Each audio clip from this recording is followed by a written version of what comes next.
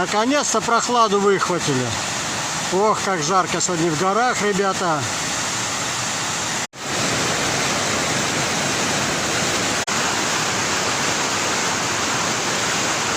Ну вот, ребята, очередная вершина.